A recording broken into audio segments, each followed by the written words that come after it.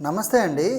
First meeting ఎవరికైనా మనం చేసిన తర్వాత ఫస్ట్ మీటింగ్ వాళ్ళు అటెండ్ అయిన తర్వాత చాలామంది ఫాలో అప్ చేయడం మానేస్తారు లేదా మర్చిపోతారు. కానీ సక్సెస్కి ఫాలో అప్ అనేది ఒక చాలా పెద్ద ఇంపార్టెంట్ ఫ్యాక్టర్.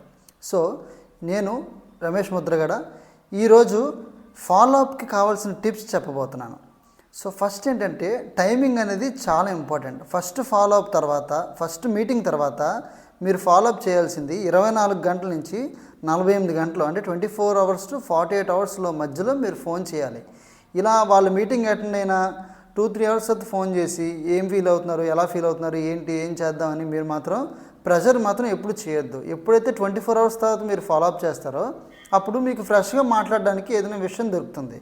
ఓకే, చాలామంది పొలైట్గా మాట్లాడాలి, కానీ దీనిలో మీరు ఏదో తోస్తున్నట్టు బలవంతం చేస్తున్నట్టు మాట్లాడకూడదు. సెకండ్ పాయింట్, మీరు ఫ్రెష్గా ఫ్రెండ్లీగా మాట్లాడండి. ఎగ్జాంపుల్గా, హాయ్, లాస్ట్ టైం మన ప్రోడక్ట్ గురించి మాట్లాడుకున్నాం కదా, మీకు ఏమైనా డౌట్స్ ఉన్నాయా, మీకు ఇంకేమైనా క్లారిటీ కావాలా అని వాళ్ళని అడగండి. లేదా లాస్ట్ టైం మీకు ఇన్కమ్ ప్లాన్ చెప్పాను, ఆ ఇన్కమ్ ప్లాన్లో మీకు ఏమైనా డౌట్స్ ఉన్నాయని మీరు క్లియర్ కట్గా అడగండి. ఆటోమేటిక్గా వాళ్ళకున్న డౌట్స్ ఏమైనా ఉంటే చెప్తారు. ఆ డౌట్స్కి మీరు సొల్యూషన్స్ ప్రొవైడ్ చేయండి. ఇంకొకటి, మీరు ఫాలో అప్లో మీకు ఇంకా క్లారిటీ ఏమైనా కావాలని అడగండి, ఎక్స్ట్రా ఇన్ఫర్మేషన్ ఇవ్వండి. ఎగ్జాంపుల్గా ఏదైనా ప్రోడక్ట్ గురించి మీరు బాగా చెప్పగలిగితే మీరు ప్రోడక్ట్ గురించి చెప్పండి. అంటే అది వాడిన తర్వాత ఎవరికైనా రిజల్ట్స్ వస్తే ఆ రిజల్ట్స్ గురించి చెప్పండి.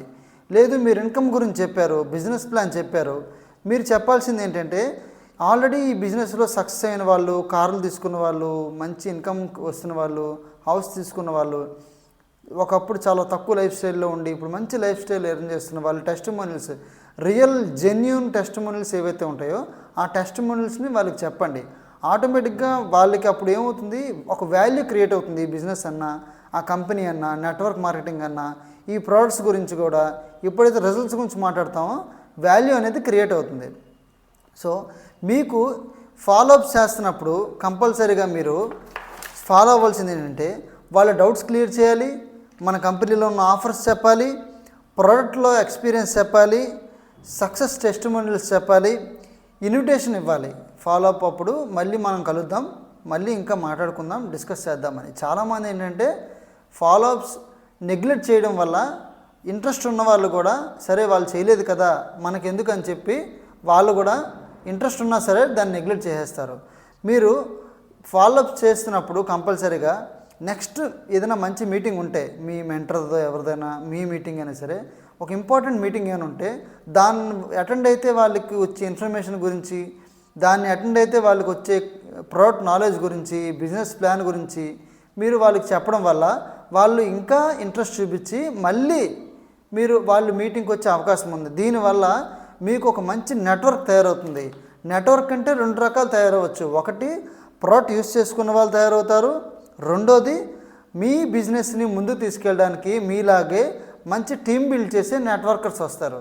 సో ఫాలో అప్ లేకపోతే నెట్వర్క్ మార్కెటింగ్లో సక్సెస్ అవ్వడం చాలా కష్టం. సో మీరు ఫాలో అప్స్, నేను చెప్పిన ఫాలో అప్స్ టిప్స్ ఎవరు నచ్చితే మీరు కామెంట్స్లో నాకు ఒక ఫీడ్బ్యాక్ ఇవ్వండి. మీకు ఏమైనా డౌట్స్ ఉంటే నేను ఎక్స్ప్లెయిన్ చేస్తాను. For more, like, subscribe.